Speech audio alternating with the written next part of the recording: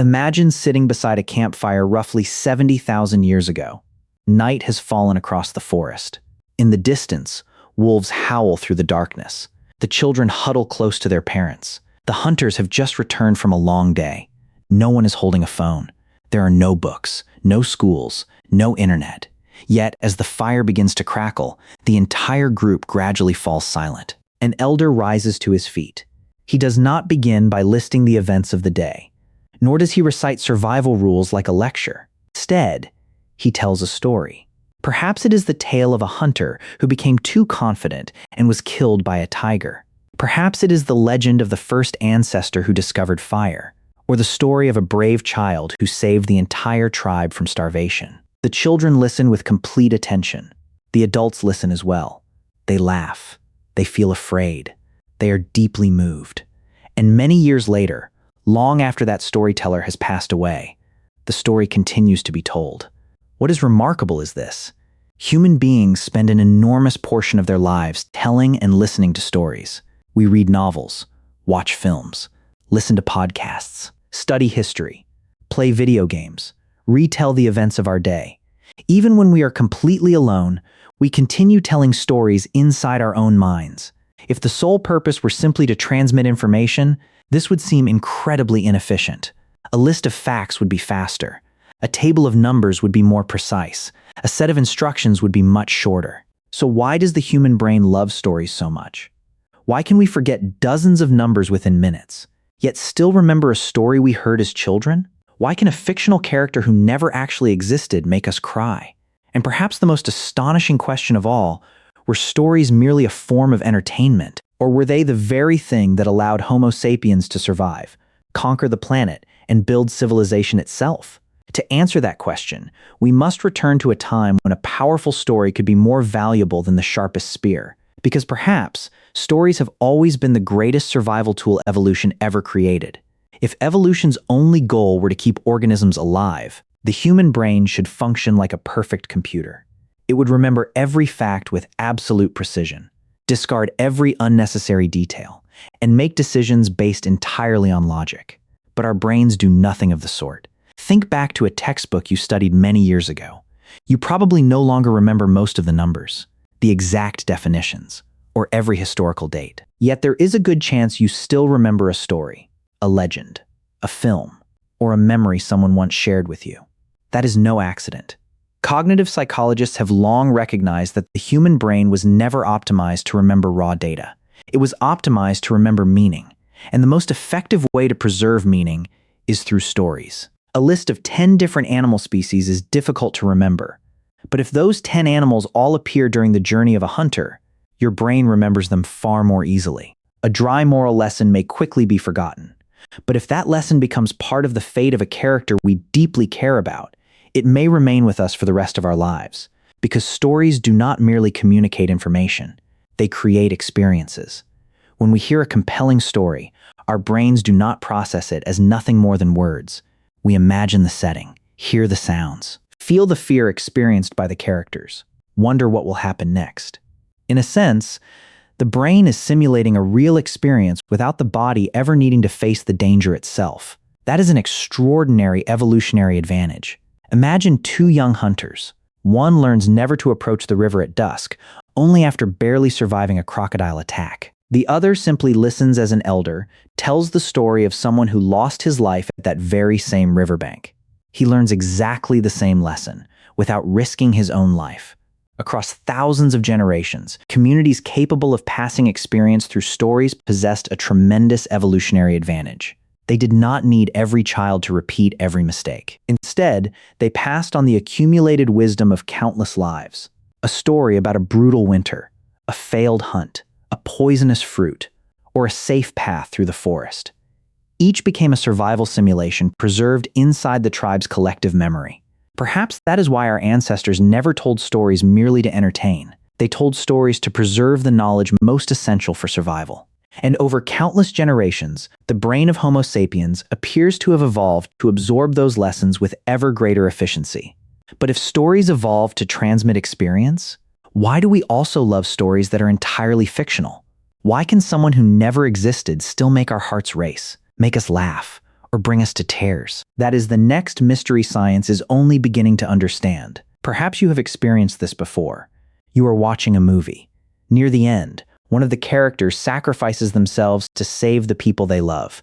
You know perfectly well that person never actually existed. The story was written by a screenwriter. The actors are simply performing their roles. And yet, your heart still beats faster. Your throat tightens. You may even find yourself in tears. What is happening? Why does the brain respond so powerfully to something it knows is fictional?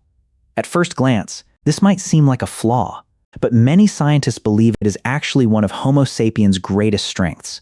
Because when we listen to a story, the brain does not merely process language. It begins constructing an entire model of the world within that story.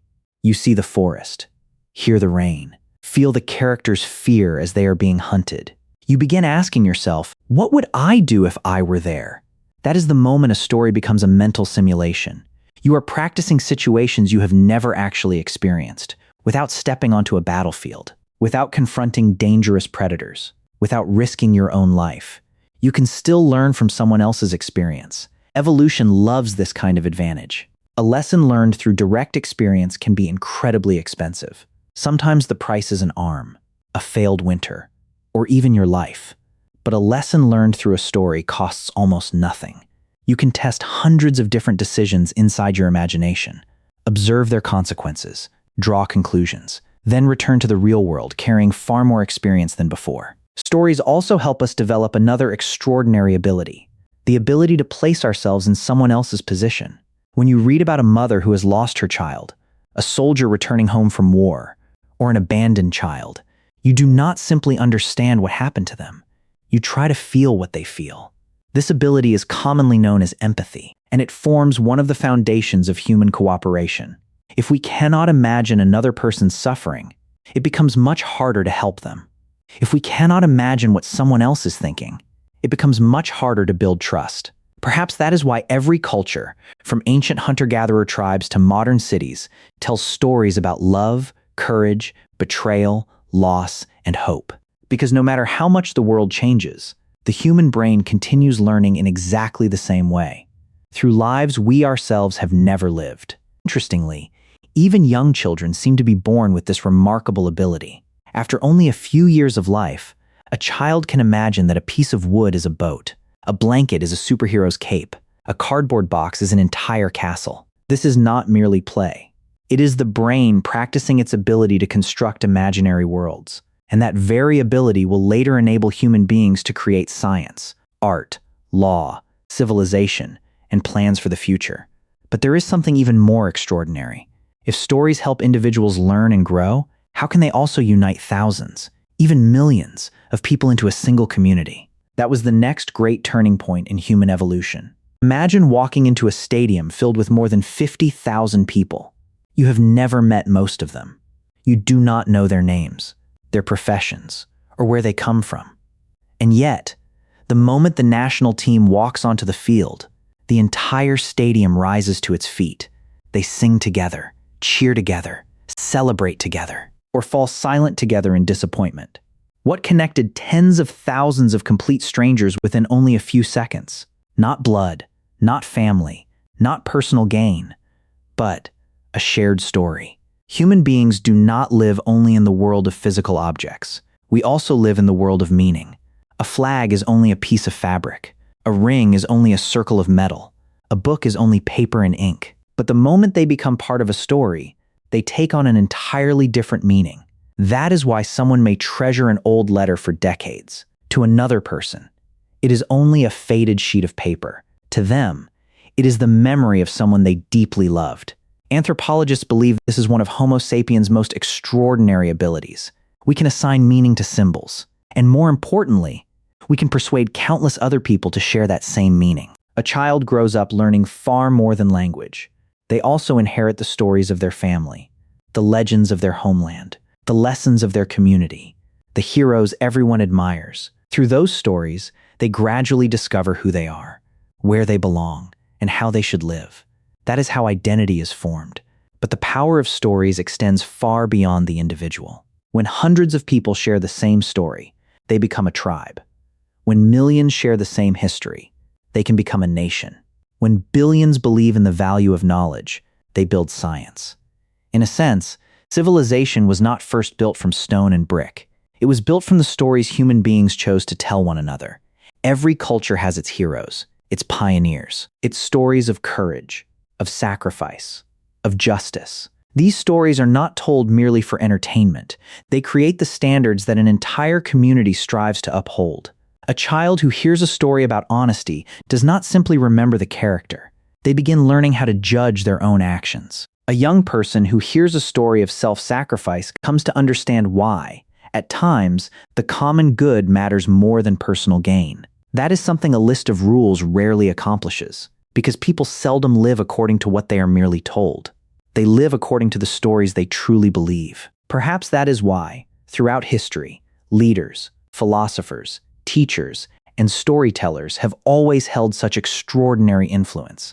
They did not simply pass on information. They shaped the way entire communities understood the world. And what is truly remarkable is that even today, in the age of data and artificial intelligence, stories remain the most powerful language for connecting human beings. Yet this raises a fascinating paradox. If stories can unite millions of people, can they also lead millions of people into making the very same mistake? That is the other side of their extraordinary power. Not every story leads humanity towards something good. History has demonstrated that many times.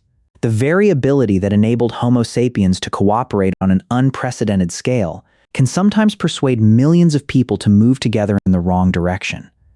What is surprising is that the human brain does not simply enjoy stories. It also has a tendency to believe stories that reinforce what it already believes. Psychologists call this confirmation bias. If a story supports our existing beliefs, we usually accept it more easily. If it challenges those beliefs, we tend to question it, dismiss it, or search for reasons to reject it. This mechanism was once highly useful during prehistoric times. When people lived in small tribes, trusting experiences that had already been validated by the community was generally safer than questioning everything. But as societies grew larger and information spread more rapidly, the same mechanism began producing unintended consequences. A compelling story can spread much faster than a report filled with carefully verified data. A rumor wrapped in emotion is often remembered far longer than an accurate statistical table. Because the human brain does not always ask, "Is this true?" Instead, it often asks first, "What does this mean to me? Does this feel believable? Do people like me believe this?" That is why emotion and storytelling have always been so closely intertwined. A story with memorable characters, conflict, hope, loss, and an unexpected ending will almost always spread far more easily than a collection of dry facts. This was true of ancient myths, and it remains true in the modern world. Every day, billions of stories are shared through books, films, television, and social media. Some inspire people to help one another, encourage courage, ignite creativity. Others spread fear, create prejudice, or divide people into opposing groups. That does not mean stories themselves are dangerous. Like fire, stories are neither inherently good nor evil. Fire can cook food, but it can also burn an entire forest. Stories are no different. They can save a civilization, or push a society toward conflict. The difference lies in how human beings choose to use them. Perhaps that is why, from the earliest times, every culture has considered it important to teach children not only how to tell stories, but also how to listen to them, and how to think critically about the stories they hear. A truly powerful story is not one that makes us stop thinking. It is one that encourages us to ask even more questions. Because only by asking questions can we distinguish between a lesson worth passing on and a belief that deserves to be questioned. And perhaps the most fascinating part is this. It is our ability to continually retell, revise, and refine our stories that has allowed Homo sapiens to adapt to a world that never stops changing. But an even greater mystery still lies ahead. If stories help us learn from the past, could they also be the tool that allows human beings to see the future before it actually arrives? There is one ability that almost all of us use every single day, yet we rarely stop to notice it. Right now, you can imagine what you are going to do tomorrow. You can picture your vacation next year. You can even think about what your life might look like 10 or 20 years from now. The strange thing is, none of those things exist yet. They exist only inside your mind, and yet your brain is capable of simulating them as though they were real. Many scientists believe this is one of the most important leaps in human evolution. Human beings do not simply remember the past. We can also travel forward through time inside our imagination. Psychologists call this ability mental time travel. When our ancestors sat around a campfire discussing tomorrow's hunt, they were not merely having a conversation. They were collectively simulating the future. What if the prey runs this way? What if it suddenly starts raining? What if a tiger appears? Who will protect the children? Each story functioned like a rehearsal. No one had to risk their life, yet the entire group could test dozens of different possibilities. That is an advantage almost no other animal possesses to the same degree. A gazelle reacts when it sees a lion. A wolf can plan a hunt over a short period of time, but human beings can spend hours discussing a winter that has not yet arrived, a migration that will not begin for many months, or a village their descendants will build far into the future. That ability changed everything. By imagining tomorrow, humans began storing food. By imagining years ahead, we planted seeds and waited for harvests. By imagining generations yet unborn, we built bridges, founded cities, and preserved knowledge. In a sense, every great human achievement is created twice. The first time, inside the imagination. The second, in the real world. A bridge is built because someone first told its story. A ship is constructed because someone first imagined the voyage. A satellite is launched into orbit because someone first dreamed of exploring the heavens. Stories do not merely help us remember the past, they bring the future closer. That is also why children love pretending. Today, they are doctors. Tomorrow, they become astronauts. The next day, they are explorers. To adults, it looks like simple play.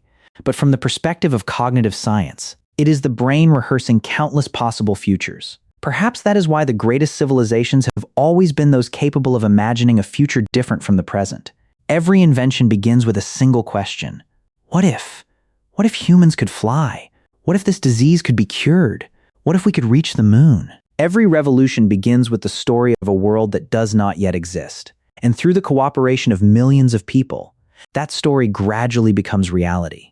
Yet the greatest miracle of storytelling does not end there. Stories do not simply help individuals imagine the future.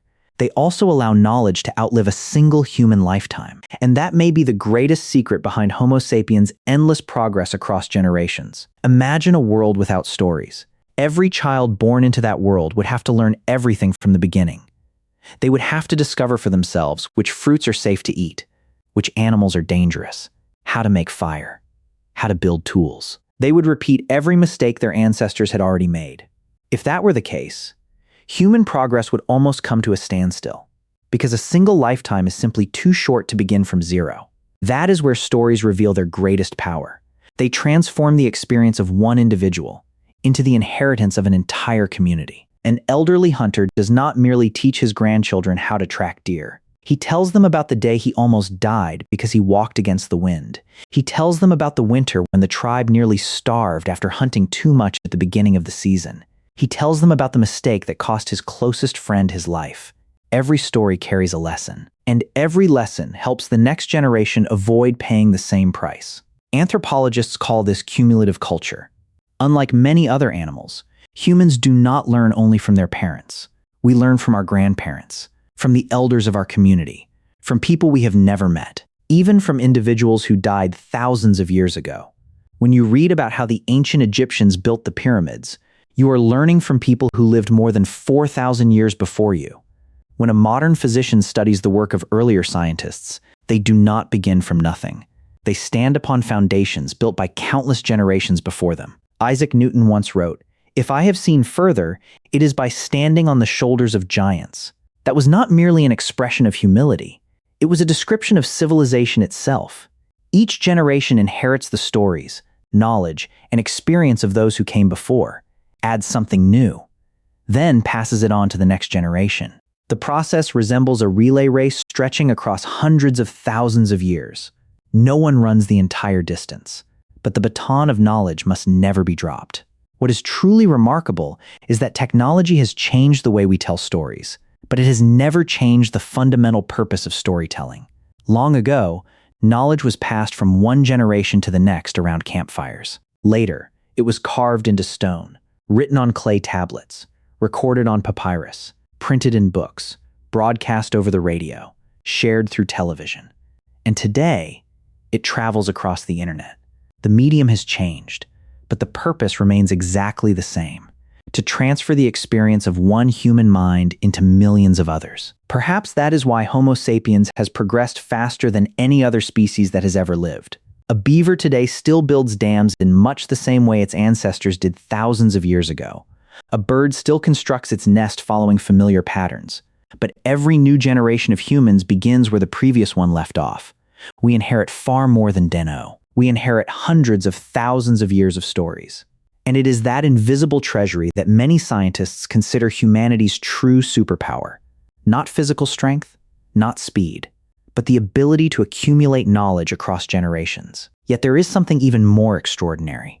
If stories help us preserve the past, why has nearly every culture on Earth created heroes, myths, and figures who seem greater than life itself? Could it be that the human brain does not need facts alone, but also symbols to help guide the way we live? Think about the stories humanity has told for thousands of years. In every civilization, there is always a hero, someone willing to walk into the greatest danger, face what no one else dares to face, sacrifice themselves for others. That hero may be a warrior, a king, a wise sage, a devoted mother, or simply an ordinary person who rises when the moment matters most. What is fascinating is that many of these legendary figures may never have existed exactly as the stories describe them. With every generation, new details are added. They become stronger, braver, more extraordinary. At first glance, this may seem like exaggeration, but from the perspective of cognitive science, these myths may serve a far deeper purpose. The human brain learns remarkably well through role models. Instead of memorizing hundreds of separate moral rules, we find it much easier to remember a single person who embodies those values. Courage becomes a hero. Wisdom becomes a sage. Greed becomes a traitor. Perseverance becomes someone who never gives up. These characters function like mental maps.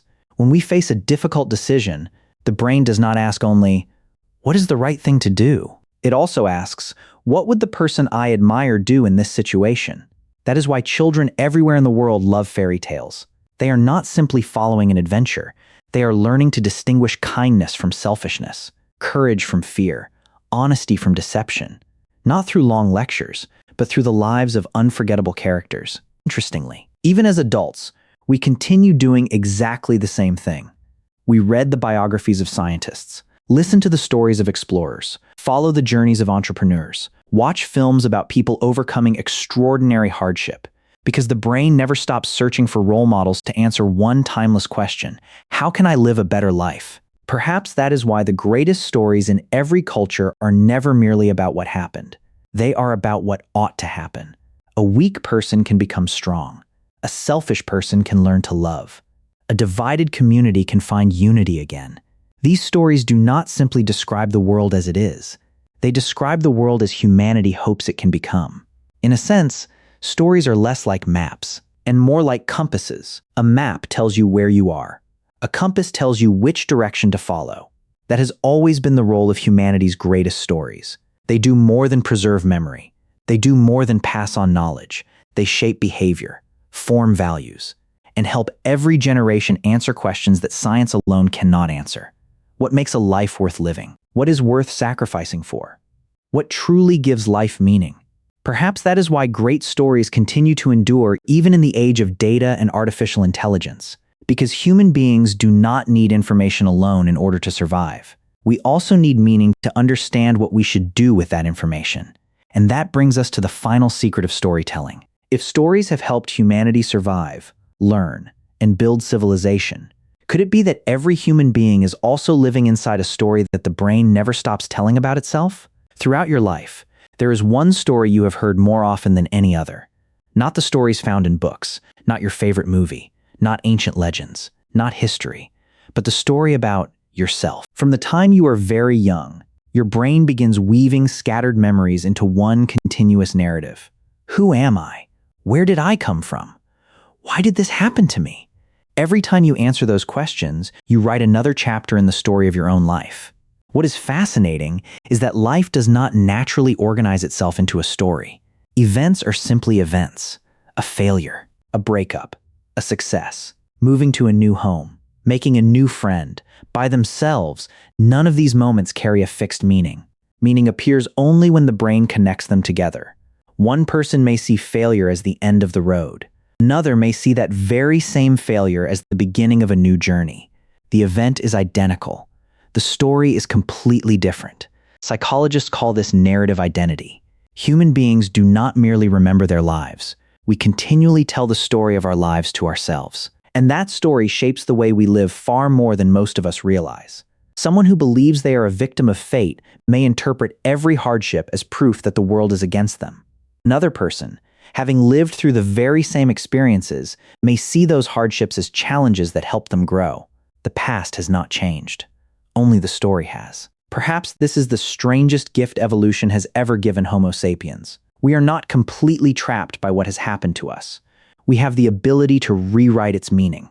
A mistake can become a lesson. A loss can become motivation. A failure can become the opening chapter of a far greater success. Perhaps that is why stories always carry hope. They remind us that the present is not the end, that every chapter gains its meaning only within the context of the entire book. If our ancestors had seen nothing but the hunger of a brutal winter, perhaps they would have given up.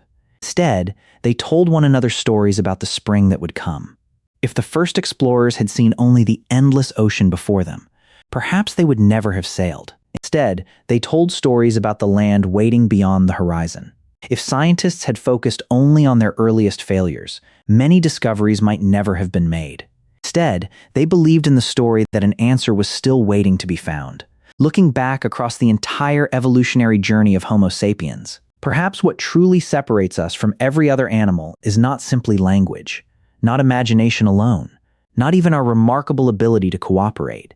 It is our ability to live inside stories. Stories help us remember the past, understand the present, imagine the future, and discover meaning in a universe that never tells us how we ought to live. Perhaps that is why, from the first flickering campfires inside prehistoric caves to the glowing screens of the 21st century, human beings have never stopped telling stories. Because every story does more than help us understand the world. It also helps us understand ourselves. And perhaps that has always been the greatest survival tool evolution ever created. From the stories told around the fires of prehistoric tribes to the books, films, and everyday conversations that shape our lives today, storytelling has never been merely a form of entertainment. It is how Homo sapiens preserves memory, passes on knowledge, rehearses the future, connects complete strangers, and above all, finds meaning in an uncertain world. Perhaps what allowed humanity to conquer the earth was not simply a larger brain or more skillful hands. It was the ability to transform experience into stories, stories into knowledge, and knowledge into civilization. Each generation inherits the stories of those who came before, writes another chapter, then passes them on to the next generation. That is why our civilization is not the achievement of any single individual. It is the result of a conversation that has continued across hundreds of thousands of years between countless generations. If this video has changed the way you think about stories, leave a comment below. Which story has changed your life the most? And why do you think you still remember it today? Don't forget to like and subscribe to join us as we continue exploring the deepest mysteries of evolution, history, and the human mind. And in our next video, we will explore one of humanity's most controversial questions. Why did humans invent gods? Is religion simply a product of imagination? Or did belief in gods provide an evolutionary advantage that allowed Homo sapiens to cooperate on a scale never seen before? From ancient rituals performed inside prehistoric caves to the rise of the world's greatest civilizations, we will discover why nearly every society in human history created supernatural beings, and how those beliefs shaped the journey of our species.